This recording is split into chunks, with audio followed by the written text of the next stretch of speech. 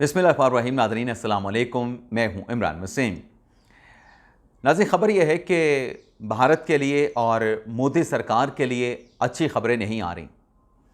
पाकिस्तान अपने मौके पे जैसे ऑपरेशन संदूर के दौरान डट गया था, पाकिस्तान एक मर्तबा फिर डट गया है और पाकिस्तान ने अपने मौके पे डट के भारत को एक और सरेंडर करने पे मजबूर कर दिया है। और भारत सिर्फ सरेंडर पे मजबूर नहीं हुआ, बल्कि मोदी सरकार ने सरेंडर कर भी दिया है। मोदी पर अमेरिका ने भी एक बमशेल गिराया है। इंडियन सुप्रीम कोर्ट ने क्या फैसला दिया है, कुछ और भी खबरें हैं भारत से जुड़ी, पाकिस्तान से जुड़ी, उनकी तफसीलात भी प्रोग्राम में आपके साथ हम शेयर करेंगे। लेकिन प्रोग्राम का आगाज़ करने से पहले आपसे दरख्वास्त के चैनल को सब्सक्राइब कर लें, बेल आइकॉन का बटन प्रेस करें। वीडियो पसंद आए तो इसे लाइक और शेयर ज़रूर कीजिएगा। सबसे पहले इंडियन सुप्रीम कोर्ट की बात कर लेते हैं। नाज़रीन, चंद रोज़ पहले महाराष्ट्र की हाई कोर्ट ने, यानी मुंबई हाई कोर्ट ने, मुंबई ट्रेन धमाकों का केस का जो फैसला दिया, जिसमें 17-18 साल से 12 मुल्ज़मान को पकड़ा गया था। एक मुल्ज़म दौरान हिरासत इंतकाल कर गया था, जाँ बहक हो गया था, इंतकाल कर गया था। माजरत, इंतकाल मुनासिब लफ्ज़ है, सही लफ्ज़ है। तो 15 में ट्रायल कोर्ट ने फैसला दिया 2015 में। अब 25 में जाके मुंबई हाई कोर्ट ने फैसला दिया, जिसमें 11 के 11 जो गिरफ्तार मुल्ज़मान थे उनको यह कह के मुंबई हाई कोर्ट ने बरी कर दिया था ट्रेन धमाकों में कि प्रोसिक्यूशन इनके खिलाफ अपना जो मुकदमा है, जो केस है, वो साबित करने में नाकाम रहा। हाई कोर्ट ने डिक्लेयर किया कि चूंकि शवाहिद ही नहीं तो अदम शवाहिद पे इन तमाम मुल्ज़मान को फौरी तौर पे बरी किया जाए। अदालती फैसले पे अमल भी हो गया, मुल्ज़मान को बरी भी कर दिया गया। लेकिन बाद अज़ां महाराष्ट्र रियासती हुकूमत की तरफ से हाई कोर्ट के फैसले के खिलाफ सुप्रीम कोर्ट में, भारतीय सुप्रीम कोर्ट में अपील फायर कर दी गई और भारतीय सुप्रीम कोर्ट ने रियासती हुकूमत की, महाराष्ट्र की रियासती हुकूमत की अपील पे समाअत करते हुए मुंबई हाई कोर्ट का फैसला सस्पेंड कर दिया है। जो मुल्ज़मान जिनको रिहा किया गया उनको नोटिस जारी कर दिया गया है और मुकदमे की आइंदा की तारीख मुकर्रर कर दी गई है। लेकिन जो मुल्ज़मान रिहा हुए थे, फ़िलहाल उनको गिरफ्तार करने का नहीं कहा गया। ये अबूरी फैसला है सुप्रीम कोर्ट का, क्योंकि हुक्म इम्तना दिया गया है, सस्पेंड किया गया है।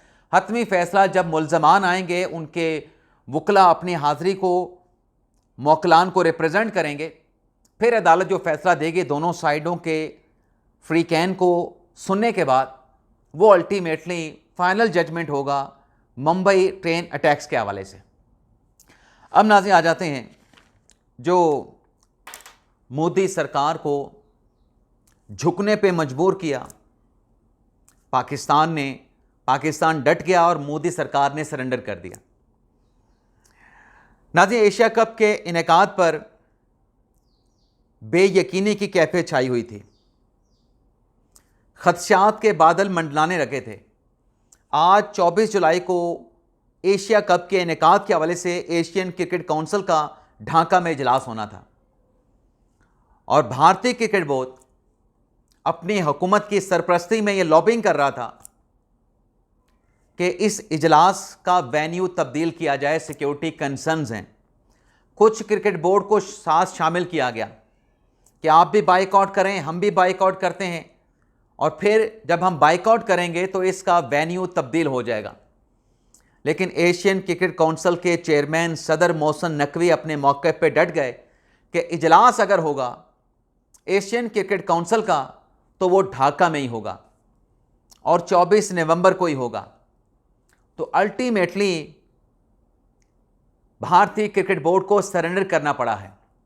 एशियन क्रिकेट काउंसिल का ढाका में आज इजलास हुआ है, जिसमें एशिया कप के इनेकाद के मामले पर गौर व खौज किया गया है और आज की इस मीटिंग में एशिया कप के इनेकाद पर जो छाए खदशात के बादल थे वो छटने लगे हैं और चेयरमैन सदर मोहसिन नकवी का यह कहना है कि सब कुछ हल हो जाएगा। भारतीय बोर्ड से भी बातचीत चल रही है और 25 के 25 एशियन क्रिकेट काउंसिल के जो अरकान थे तमाम के तमाम शरीक हुए। तो भारतीय क्रिकेट बोर्ड की साजिश के ये इजलास ना हो, एशिया कप का जो इनेकाद है वो भी खटाई में पड़े, किसी और वेन्यू पे हो।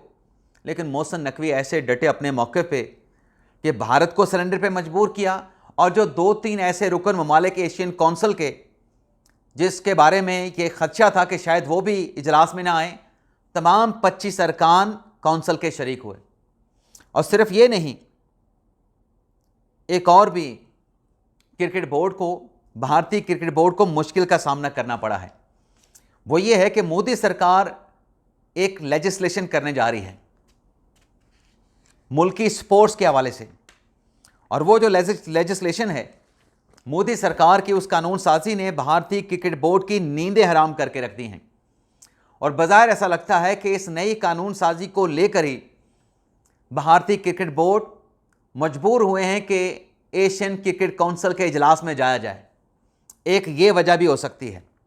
और जो नया बिल तैयार किया गया है उसमें यह लिखा गया है कि नेशनल स्पोर्ट्स पॉलिसी के तहत भारतीय क्रिकेट बोर्ड चलेगा, और जो क्रिकेट बोर्ड के सदर होते हैं, सेक्रेटरी होते हैं, वो 70 साल से उम्र की ज़्यादा से नहीं होंगे। और अगर कोई तनाज़ा, कोई कन्फ्लिक्ट पैदा होता है तो वो अदालतों में चैलेंज करने के बजाय नेशनल स्पोर्ट्स ट्राइब्यूनल में उसको चैलेंज किया जाएगा। ये तो इंटरनल बात हो गई। लेकिन आलमी सतह पर भी अमेरिका ने भारत पे बॉम्बशेल गिरा दिया है। अमेरिकन प्रेसिडेंट डोनाल्ड ट्रंप ने आर्टिफिशियल इंटेलिजेंस समिट से जो खिताब किया है उसमें अमेरिकन टेक्नोलॉजीज़ की जो कंपनियां हैं, जो टेक्नो कंपनियां हैं, जैसे गूगल है, जैसे फेसबुक है और ऐसी कंपनियां हैं, उनसे सदर ट्रंप ने कहा है कि आप गैर मुल्कियों को, ख़ास तौर पे भारतीय शहरियों को अपनी कंपनियों में मुलाजमत ना दें। आपने मुलाजमत देनी है तो अमेरिकन शहरियों को दें। अमेरिकी नेशनल को आप प्रमोट करें, उनको अपने महकमों में, अपने इदारों में लेके आएँ, लेकिन इंडियंस को आपने अपने इदारों में जॉब नहीं देनी। बल्कि डोनाल्ड ट्रंप ने यह वाज़ेह तौर पे कहा कि ये जो टेक्नो कंपनियां हैं, बाहर जाके भारत में, चाइना में अपनी कंपनियां खोलते हैं, वहाँ पे वर्करों को भर्ती करते हैं, ये खेल अब नहीं चलेगा। ये खेल अब इसकी गुंजाइश बाकी नहीं रही है। तो डोनाल्ड ट्रंप के स्टेटमेंट के बाद मोदी सरकार के लिए मुश्किल ये होगी कि अब वहाँ पे उनके आईटी के जो लोग थे, अमेरिकन टेक्नोलॉजी की कंपनियां, अब उनको हो सकता है कि नौकरियों से निकालने का सिलसिला शुरू कर दिया जाए। ना सिर्फ आर्टिफिशियल इंटेलिजेंस समिट से खिताब करते हुए डोनाल्ड ट्रंप का ये कहना था, बल्कि डोनाल्ड ट्रंप ने यह भी कहा कि जो आर्टिफिशियल इंटेलिजेंस की रेस है अमेरिका ने शुरू की है, और ये रेस अमेरिका ही जीतेगा आर्टिफिशियल इंटेलिजेंस की, और चीन को अमेरिका इस रेस में शिकस्त देगा।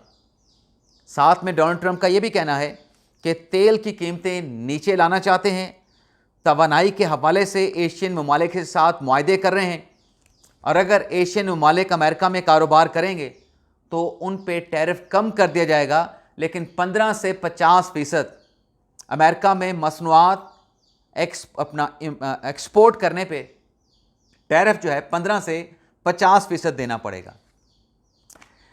इसके अलावा नाज़रीन, मज़ीद आपके साथ क्या ख़बरें शेयर करें। मेरे ख़्याल से हमारा जो ख़बरनामा था वो ख़बरनामा नाज़रीन मुकम्मल हो चुका है।